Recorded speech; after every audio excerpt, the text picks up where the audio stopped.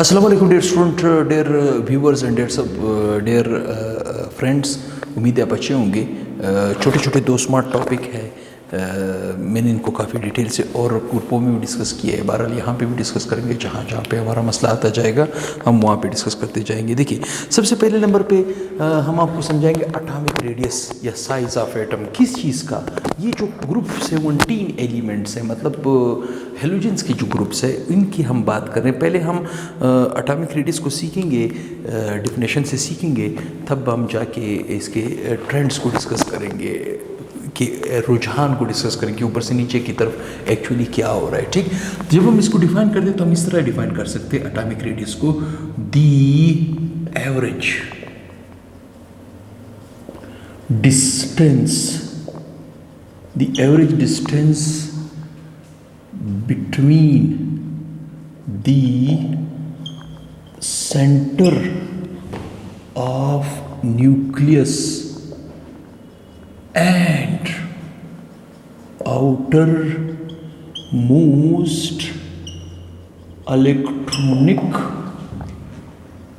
electronic shell of an atom of an element is called atomic radius।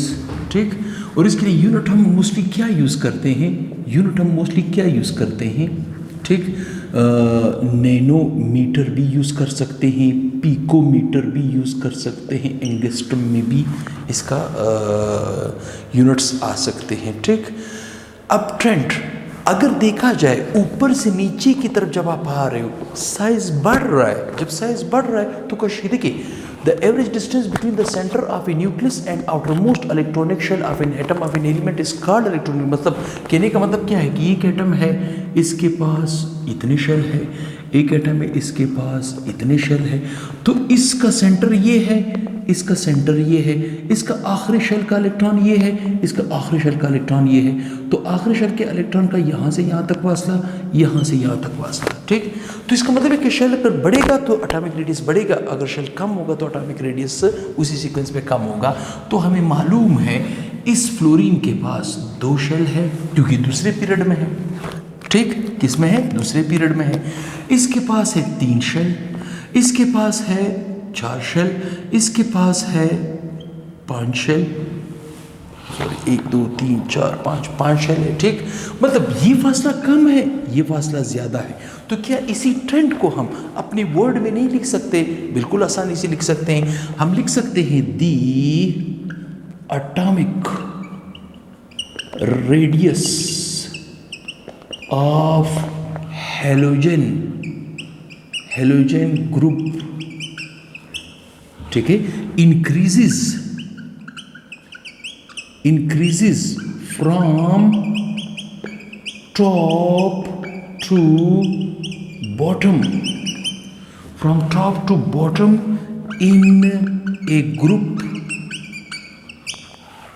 in a group of periodic table।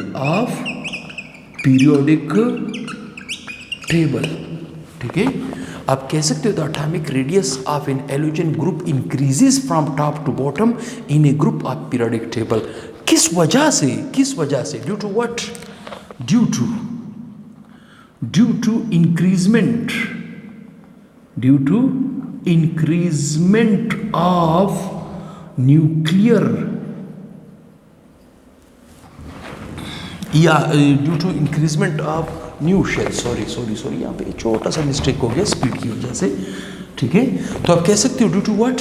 Due to the increasement of new shell, and shielding effect. ठीक, देखिए, हम routine में कहेंगे ऊपर से नीचे की तरफ जब आप आएंगे, चूंकि नया शेल ऐड हो रहा है, नया शेल जमा हो रहा है। ठीक, तो शेल की वजह से फासला बढ़ेगा, रेडियस बढ़ेगा। जब रेडियस बढ़ेगा तो उसकी वजूहात भी हमने लिखनी होगी, और ऊपर से नीचे की तरफ ट्रेंड भी डिस्कस करना होगा।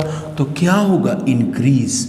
वही बात यहाँ पे वो टेबल में आपको सिखा रहा है कि फ्लोरीन का एटॉमिक रेडियस है 72 पिकोमीटर, क्लोरीन का है 99 पिकोमीटर, ब्रोमीन का 114 पिकोमीटर और आयोडीन का 133 पिकोमीटर। आपको कि sir where is astatine, astatine radioactive, हम स्टार्टिन की एग्जांपल में डिस्कस नहीं करते। ये था आपके पास एटॉमिक रेडियस, ऊपर से नीचे, ये fill in the blanks, true false में आ सकता है। ऊपर से नीचे की तरफ atomic size, atomic radius halogens का इंक्रीज होगा या डिक्रीज, तो आपने क्या कहना है इंक्रीज। किस वजह से? क्योंकि नया शेल ऐड हो रहा है, शेडिंग इफेक्ट बढ़ रहा है, तो इसकी वजह से साइज बढ़ रहा है। अब आती है दूसरे टॉपिक की तरफ, छोटे छोटे टॉपिक है। इलेक्ट्रोनेगेटिविटी, क्या आप इलेक्ट्रोनेगेटिविटी को डिफाइन कर सकते हो? बिल्कुल कर सकते हो, आसानी से कर सकते हो, ठीक, आसानी से इलेक्ट्रोनेगेटिविटी को डिफाइन कर सकते हो, ठीक। तो आप कह सकते हो दी रिलेटिव टेंडेंसी, टेंडेंसी का मतलब क्या है? पावर या एबिलिटी, ठीक है, ऑफ एन एटम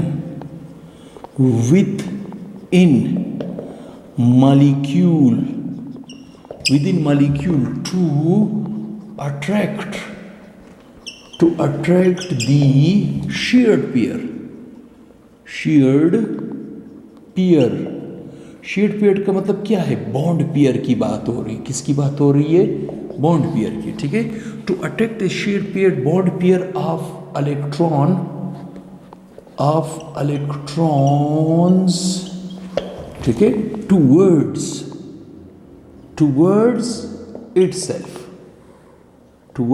इटसेल्फ, ठीक।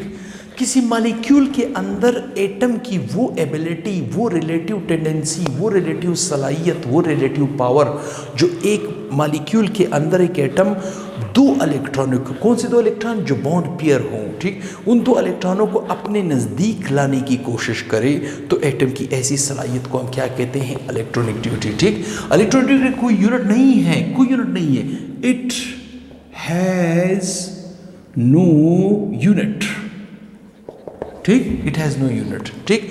और एक चीज़ और भी आपको मैंने कई दफ़ा लेक्चर के दौरान कहा है कि इलेक्ट्रोनेगेटिविटी को हम शॉर्टकट E.N से रिप्रेजेंट करेंगे। इलेक्ट्रोनेगेटिविटी इन्वर्सली प्रोपोर्शनल है एटॉमिक साइज के। मैंने क्या कहा? हाँ, तो आपको ये रिलेशन भी पता होना चाहिए। इलेक्ट्रोनेगेटिविटी इन्वर्सली प्रोपोर्शनल है एटॉमिक रेडियस के। मैंने क्या कहा? रेडियस के। अगर रेडियस ज़्यादा होगा इलेक्ट्रोनेगेटिविटी को डाउन होना पड़ेगा, मतलब अगर रेडियस बढ़ेगा तो इलेक्ट्रोनेगेटिविटी को डाउन होना पड़ेगा। और ऊपर से नीचे की तरफ जब आप आओगे, देखिए फ्लोरीन, क्लोरीन, ब्रोमीन, आयोडीन, ठीक, देखिए इसके पास है 2 शेल, इसके पास है 3 शेल, इसके पास है 4 शेल, इसके पास है 5 शेल। तो जब ऊपर से नीचे की तरफ आ रहे हो तो साइज बढ़ रहा है। जब साइज बढ़ेगा तो इलेक्ट्रोनेगेटिविटी को डाउन होना पड़ेगा, कम होना पड़ेगा। वही बात हम यहाँ पे इसके ट्रेंड में लिख सकते हैं, ठीक। तो हम क्या कह सकते हैं?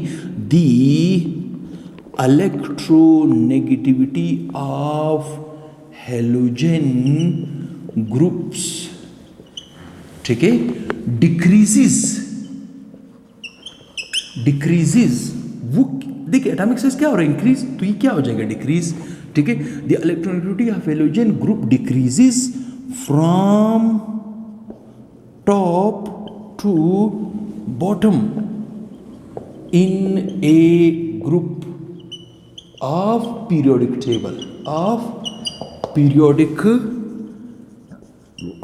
टेबल, ठीक। ऊपर से नीचे की तरफ क्यों? क्योंकि साइज इंक्रीज हो रहा है। तो क्या यही बात हम यहां पे नहीं कह सकते? Due to what? Due to decrease the atomic radius, या you can say size. Atomic radius size increases from top to bottom, ठीक। सबसे मोस्ट इलेक्ट्रोनेगेटिव एलिमेंट कौन है? फ्लोरीन, ठीक। Fluorine is a most electronegative element in entire periodic table. आप कह सकते हो ये, ठीक। तो आप कह सकते हो क्या चीज? The fluorine atom is more electronegative in entire entire periodic table या इन ऑल पीरियोडिक टेबल, इस तरह भी कह सकते हो, in all periodic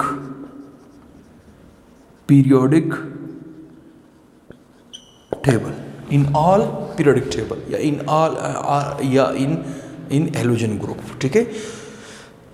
the fluorine atom is a more electronic in all periodic table, ठीक। और उसके बाद इलेक्ट्रॉनिक डिक्रीज होती है। तो यही चीज़ हम यहाँ पे पीरियोडिक टेबल में बता चुके हैं। एलिमेंट इलेक्ट्रोनेगेटिविटी, इलेक्ट्रोनेगेटिविटी इसका कोई यूनिट नहीं है। जैसे उसका यूनिट था पिकोमीटर, पिकोमीटर में हमने समझ दिया था, इसका कोई यूनिट नहीं है। फ्लोरीन का इलेक्ट्रोनेगेटिविटी कितने 3.98, क्लोरीन का कितना है 3.0, ब्रोमीन का कितना है 2.96 और आयोडीन का कितना है 2.56। ये आपके पास इलेक्ट्रोनेगेटिविटी के ऊपर से नीचे की तरफ इलेक्ट्रोनेगेटिविटी क्या होती जा रही है, डिक्रीज। क्यों? क्योंकि साइज बढ़ता जा रहा है, शेल बढ़ता जा रहा है, ठीक। तो उम्मीद करता हूँ ये छोटे से 2 टॉपिक थे, ये आपको समझ आ गए होंगे। किसी ने स्क्रीनशॉट लेना हो तो वो ले सकता है। बहुत ही जल्द दूसरे लेक्चर के साथ हाजिर होऊंगा। अब ये ग्रुप में तकरीबन 4 या 5 लेक्चर बच गए, बल्कि 5, 6, 7 लेक्चर बचेंगे। उसके बाद ये चैप्टर आपका A to Z फाइनलाइज हो जाएगा, ठीक। तो मेरे ख्याल में स्क्रीनशॉट ले चुके हो। अगर ले चुके हो तो चैनल को ज़्यादा से ज़्यादा शेयर करो, ज़्यादा से सब्सक्राइब करो और ऊपर बेल आइकन को देखा करो। हर दूसरे दिन, हर तीसरे दिन बाद आपको शाम को 6:30, 7, 7:30, 8 या 8:30 या 9 बजे तक वीडियो मिलता जाएगा। तो काइंडली वीडियो को एंजॉय करते जाए, दुआओं में याद रखें। तो बहुत जल्द इंशाल्लाह हाजिर होऊंगा। अल्लाह हाफिज़।